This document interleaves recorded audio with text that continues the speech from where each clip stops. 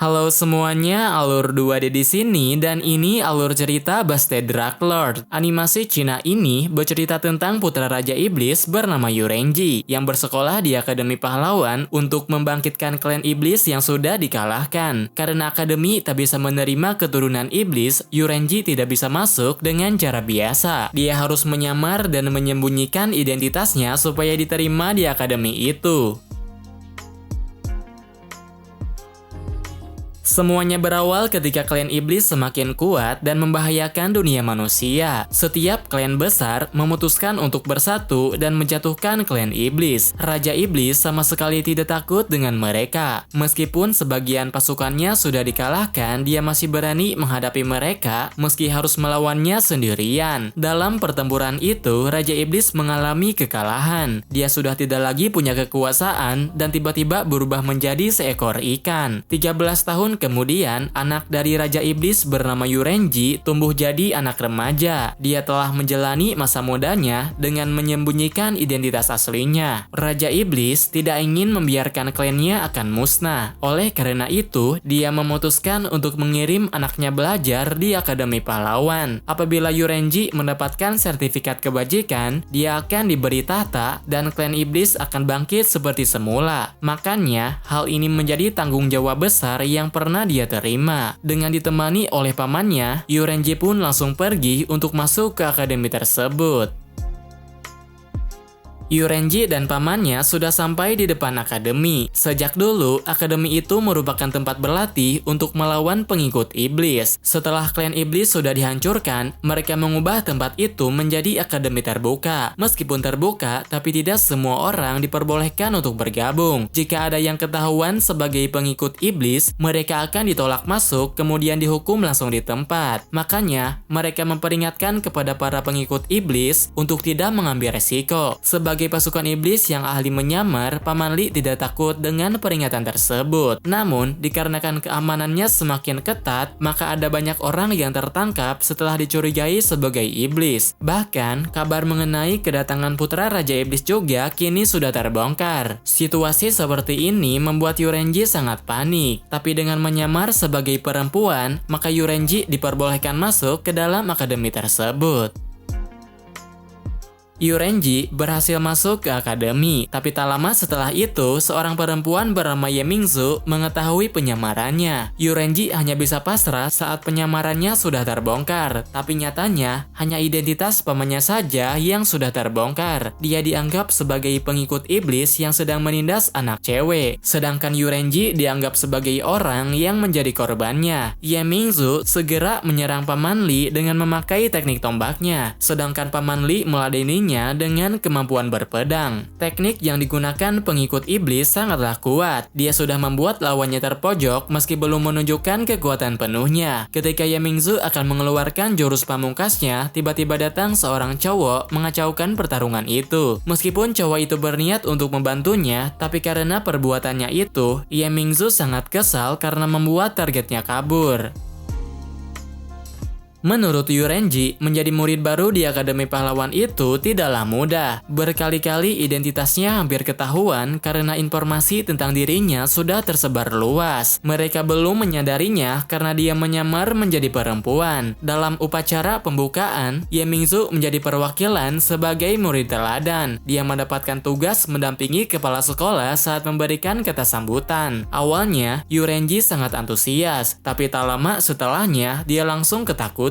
Bagi kalian iblis seperti dirinya, orang-orang yang berada di akademi itu sangat mengerikan. Mereka akan berbuat apa saja untuk membasmi para iblis. Yurenji yang sedang berada di kerumunan menemukan gerbang menuju keluar, tapi di saat bersamaan, bola takdir yang dinyalakan oleh Ye Mingzu jatuh ke arahnya. Pada akhirnya, Yurenji tidak bisa kabur karena situasi yang dialaminya semakin sulit. Setiap tahunnya, murid yang mendapatkan bola takdir bisa menerima hadiah dari kepala sekolah. Setelah mendapatkan bola takdir, Yurenji berhak menerima 2 hadiah, yaitu ukiran kayu yang dibuat oleh pemahat terbaik dan energi 10 tahun. Namun, sebelum mendapatkan hadiah itu, dia harus memperkenalkan dirinya terlebih dahulu. Sebelum memberikan energi, kepala sekolah akan mengukur kekuatannya. Karena kemungkinan besar energi iblisnya bisa terbongkar, Yurenji memutuskan untuk menolak hadiah tersebut. Tapi, meskipun dia sudah menolaknya, kepala sekolah tetap bersikeras untuk memberikannya. Kejadian tersebut membuat penyamarannya sedikit terbongkar. Tapi untung saja, di saat semua orang semakin mencurigainya, Ye Mingzu masih mempercayainya dan selalu membelanya sehingga kecurigaan itu dapat hilang.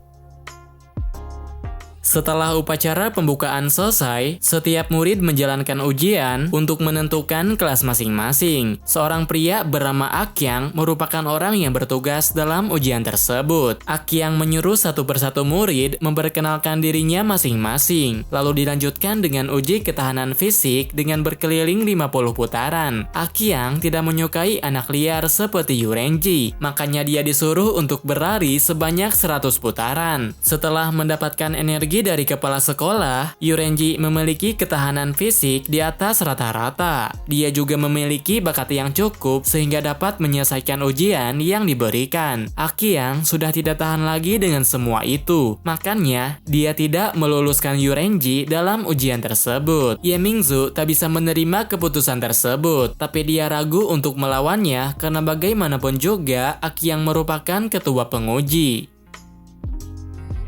Murid liar tanpa klan lain tiba-tiba datang untuk memprotes keputusan penguji. Namun, dia hanyalah seorang anak kecil yang kemampuannya tidak seberapa. Meskipun tidak ahli bertarung, dia memiliki keberanian yang sangat tinggi. Demi melawan ketidakadilan, Bai Rimeng menantang Akyang dalam duel 1 lawan 1. Tanpa memandang lawan, Akyang menerima tantangan tersebut. Dia tetap melawannya dengan sungguh-sungguh, meskipun lawannya sudah babak belur dan tidak berdaya. Tindakan yang dilakukan Akyang itu sudah keterlaluan. Selain sudah berani menindas orang yang lemah, dia juga tidak malu menghinanya karena berasal dari klan tak dikenal. Yurenji merasa kalau Bai Rimeng itu sama seperti dirinya. Mereka sama-sama memikul harapan klan yang dipandang sebelah mata. Oleh karena itu, dia tidak bisa diam begitu saja. Melihat orang yang membelanya sedang ditindas, dia segera masuk ke dalam ring untuk menolongnya.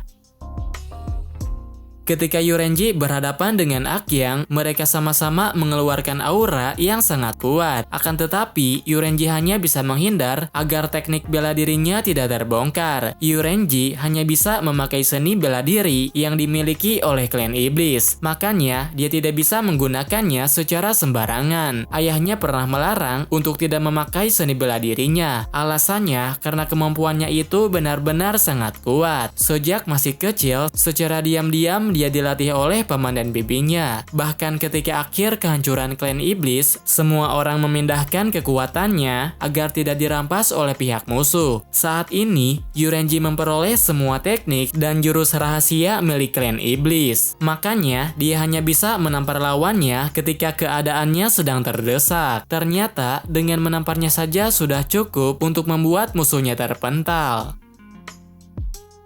Seorang pria dari Departemen Kedisiplinan datang ke tempat ujian untuk mencari iblis yang menyusup. Dia telah menerima laporan jika ada pengikut iblis di antara para murid. Dikarenakan Yurenji bisa mengalahkan penguji dengan pukulannya, dia dicurigai sebagai iblis yang menyusup itu. Tapi karena kepala sekolah sudah memberinya kekuatan, maka Ye Mingzu bisa membantahnya. Seorang saksi yang namanya Sayaren juga tidak mencurigainya. Dia masih beranggapan kalau Yurenji adalah korban. Beberapa saat sebelum itu, Yurenji memberikan ikat pinggangnya kepada Sayaren, dan ternyata ikat pinggang yang dia berikan itu mengandung racun berbahaya. Hal ini membuat Sayaren beranggapan kalau iblis itu ingin menyakiti Yurenji. Pada ujian penentuan kelas, Yurenji mendapatkan nilai A dalam semua bidang. Meskipun dia sudah mendapatkan nilai terbaik, tapi anehnya dia malah dimasukkan ke dalam kelas bermasalah. Kelas bermasalah merupakan kelas bagi murid bermasalah yang tidak mentaati aturan. Beberapa saat setelah semuanya masuk ke kelas, ada seorang guru yang mendatangi mereka. Dia datang ke kelas itu bukan untuk mengajar, tapi untuk menjelaskan peraturan serta membacakan akumulasi nilai. Akumulasi nilai terdiri dari nilai pendidikan moral. Bagi setiap murid yang nilai moralnya kurang akan mendapatkan perbaikan di kelas bermasalah. Dan apabila nilainya sudah mencapai -100, maka akan langsung dikeluarkan dari akademi. Berdasarkan peraturan akademi, seorang murid yang membuat gurunya terluka akan dikurangi 100 poin, yang artinya Yurenji akan langsung dikeluarkan di hari pertama. Mendengar Yurenji akan dikeluarkan, Ye Mingzu segera datang untuk membelanya. Demi membela Yurenji, dia rela membuang gelarnya sebagai murid teladan, serta pindah ke kelas bermasalah karena sudah membantah gurunya. Meskipun Ye Mingzu sudah membelanya, keputusan untuk mengeluarkan Yurenji tidak akan berubah. Dia diperintahkan untuk segera berkemas dan meninggalkan Akademi Pahlawan. Di saat terakhir, kepala sekolah datang ke tempat itu. Dia datang untuk menyelesaikan permasalahan yang saat ini sedang terjadi. Dikarenakan wali kelasnya tidak bisa hadir lagi, maka kepala sekolah menugaskan guru Yue untuk menggantikannya. Dan karena terdapat masalah dalam pembagian asrama, maka Yurenji dan juga Ye Mingzu akan dipindahkan ke kamar yang sama. Berhubung mereka sudah akrab dan juga saling membantu, kepala sekolah memberinya 5 poin. Dengan poin tersebut, maka pengeluaran Yurenji bisa ditunda. Ketika Yurenji dan Ye Mingzu sedang berada di kamar asrama, Ye Mingzu menyadari kalau Yurenji itu laki-laki dan berasal dari klan iblis. Dia bisa mengetahui hal tersebut karena di dalam barang bawaannya ada pakaian laki-laki milik putra Raja Iblis. Tadinya, Ye Mingzu ingin memberi kejutan sebagai tanda pertemanan, tapi tidak disangka malah dia sendiri yang mendapatkan kejutan besar. Ye Mingzu menanyakan alasan dari tindakan tersebut. Lalu Yurenji mengatakan hanya ingin mendapatkan sertifikat dengan damai dan juga tentram. Karena klan iblis itu selalu punya motif tersembunyi, Ye Mingzu tidak bisa langsung percaya dengan semua perkataannya. Namun, dikarenakan Yurenji menjelaskannya secara sungguh-sungguh, Ye Mingzu pun memutuskan untuk mengawasinya. Jika tidak memiliki niatan jahat, dia takkan menghalanginya. Namun, apabila Yurenji membohonginya, dia akan melakukan sesuatu yang mengerikan.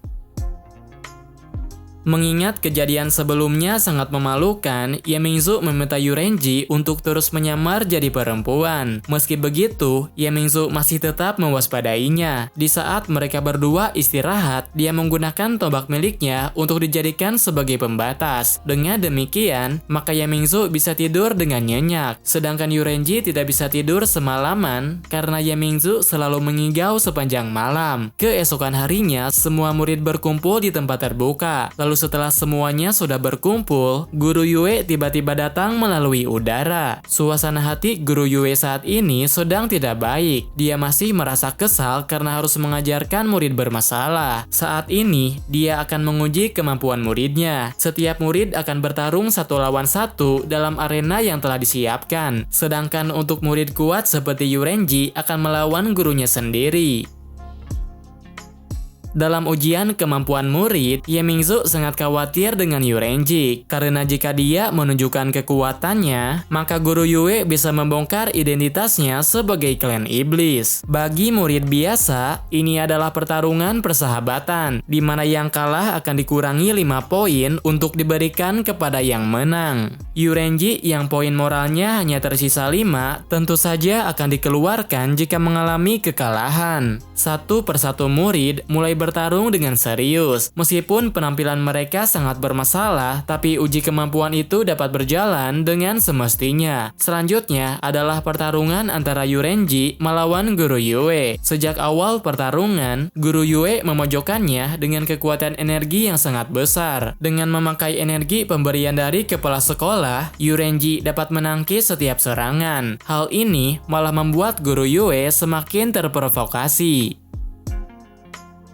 Akibat serangan dahsyat yang dikerahkan oleh Guru Yue, pakaian yang dipakai oleh Yurenji menjadi lebih terbuka. Hal ini membuat murid lain mengatai Guru Yue sebagai orang yang tidak patut dihormati. Walaupun semua murid sudah mengkritiknya, Guru Yue masih bisa membantahnya secara tegas. Mereka tidak diperbolehkan untuk mengkritik metode pembelajaran yang dilakukan oleh gurunya. Ini merupakan pembelajaran pertama dan terakhir dari dirinya. Makanya, Guru Yue memberi perintah kepada Yurenji untuk menghadapinya dengan sungguh-sungguh. Guru Yue beranggapan kalau pengikut iblis itu orang yang keji dan tidak tahu malu. Sedangkan Yurenji yang sangat mengetahui pengikut iblis tidak bisa menerimanya. Dikarenakan keduanya berbeda pemahaman, Guru Yue dan Yurenji pun mengerahkan kekuatan yang sangat dahsyat, hingga menyebabkan salah satu dari mereka terlempar jauh.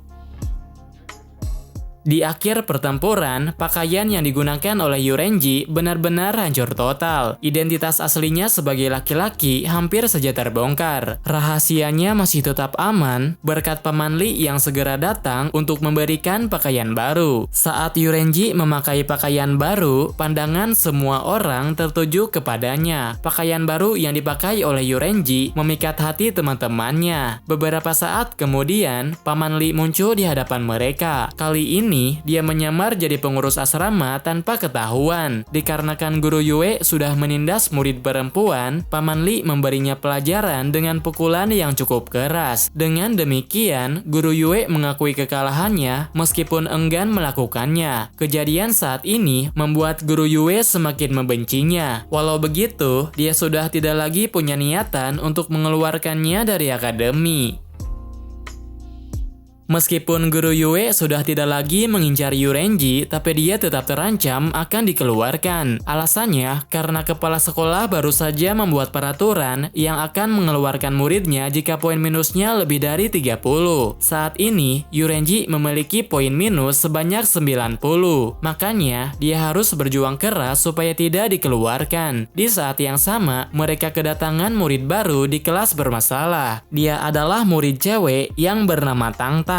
Mulai hari ini dia masuk ke kelas bermasalah. Namun, berhubung poin minusnya sudah mencapai 60, maka dia juga sedang terancam akan dikeluarkan. Melihat gadis cantik seperti itu, membuat Ye Mingzu ingin sekali membantunya. Namun, Tangtang memiliki sifat yang cuek dan tidak mempedulikan temannya, sehingga akan sulit bagi siapapun yang ingin akrab dengan dirinya.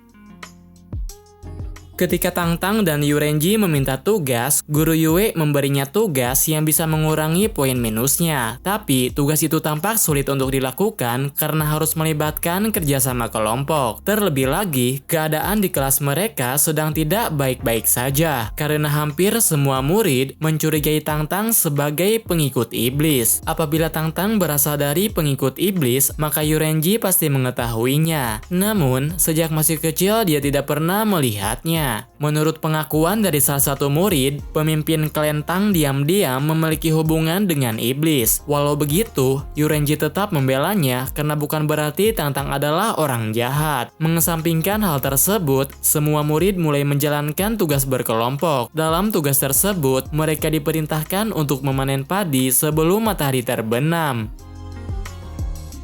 Dalam waktu singkat, Tangtang menyelesaikan tugas bagiannya, sedangkan yang lainnya kesulitan dan masih ada yang main-main. Tangtang tidak ingin terbebani oleh mereka, maka dari itu dia sengaja menggunakan alat khusus untuk mempercepat pekerjaannya. Meskipun alat yang digunakan itu sangat efisien, tapi jika sendirian, Tangtang sangat kelelahan. Makanya, dia membagikan alat pemanen padi itu kepada Yurenji dan Ye Mingzu. Melihat pekerjaan mereka cepat selesai, membuat murid lain tak ingin kalah. Mereka memutuskan untuk berhenti bermain-main untuk menyelesaikan bagiannya. Tangtang tak hanya memberi alat pemanen kepada Yurenji saja. Ketika semuanya serius menyelesaikan tugas, dia juga memberikannya kepada yang lain. Dengan demikian, maka tugas kelompok itu dapat terselesaikan. Mereka berterima kasih kepada Tangtang serta minta maaf karena sudah mencurigainya.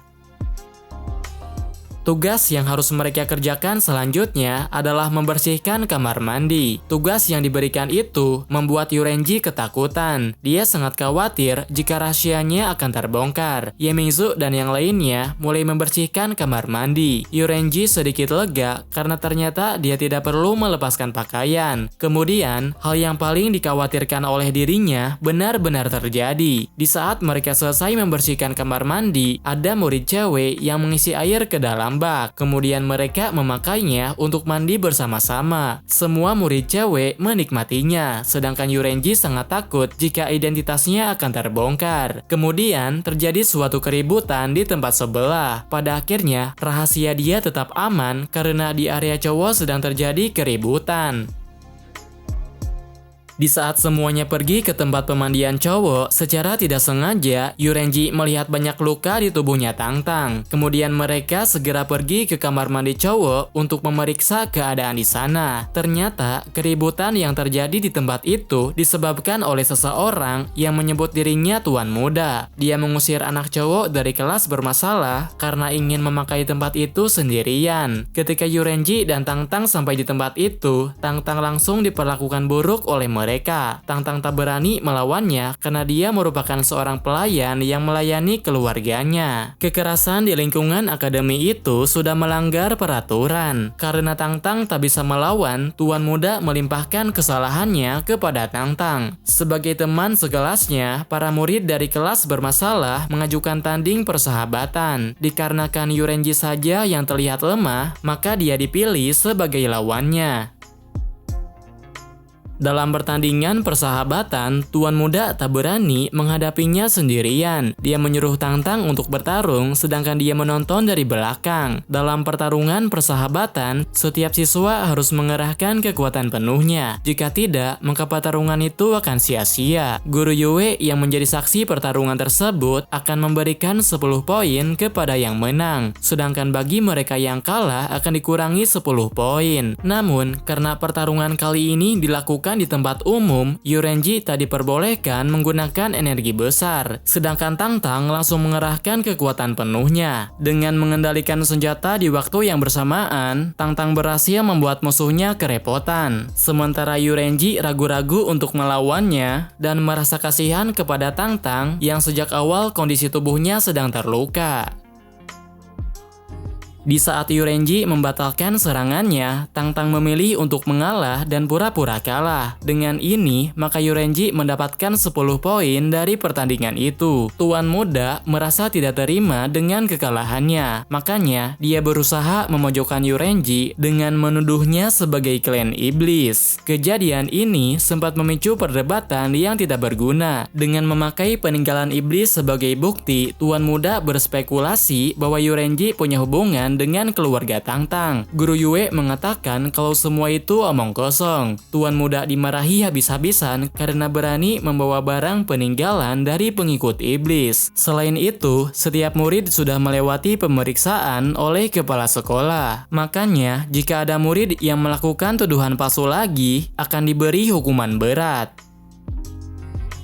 Setelah mendapat informasi mengenai hubungan keluarga Tang dengan klan iblis, sebagian murid dari kelas bermasalah kembali mencurigai Tangtang. Yurenji dan Yemingzu berusaha membelanya. Meskipun klannya sangat mencurigakan, tapi bukan berarti Tangtang berhubungan dengan iblis. Untuk memastikan kebenaran, Yurenji bertanya kepada Paman Li. Ternyata, klan Tang memang sudah kenal dengan Raja Iblis. Namun hal itu dapat terjadi karena Raja Iblis menginginkan mereka untuk bergabung. Setelah mengetahui kebenarannya, Yurenji ingin segera menolongnya. Secara diam-diam, dia mengawasi Tuan Muda yang sedang berbicara dengan Tangtang. Saat itu, Tuan Muda merencanakan sesuatu untuk menghancurkan kelas bermasalah. Namun, karena Tangtang tidak mau membantunya, maka terjadi penindasan.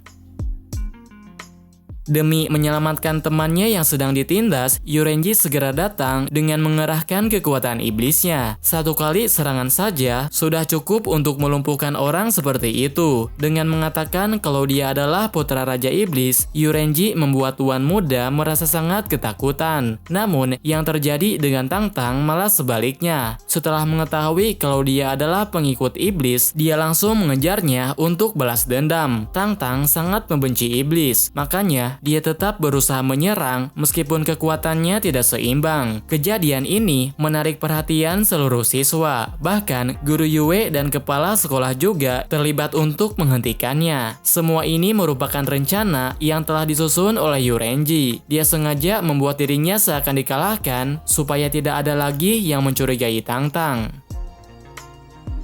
Ketika Yurenji dan pamannya akan melarikan diri, kepala sekolah menghentikannya dengan teknik lonceng emas. Kekuatan yang dimiliki oleh Paman Li tak dapat memecahkan lonceng tersebut. Yurenji yang berpura-pura pingsan juga tidak mungkin bisa melawan. Mereka hampir saja tertangkap oleh kepala sekolah. Kemudian di saat guru Yue menyerang lonceng emas, Paman Li menggunakan kesempatan itu untuk kabur dari akademi. Tang-Tang yang melawan klan iblis seorang diri menerima perlakuan khusus dari kepala sekolah. Semua nilai minus yang dia terima sebelumnya akan dibersihkan. Sekarang dia dianggap sebagai pahlawan hebat yang mengalahkan pengikut iblis. Dan karena aksi heroiknya, klannya akan selalu diberi kehormatan. Tang-Tang diberi kesempatan untuk kembali ke kelas unggulan. Namun, dia memutuskan untuk berada di kelas bermasalah dan kembali mendapatkan poin minus dengan cara memukuli murid yang selalu menyakitinya.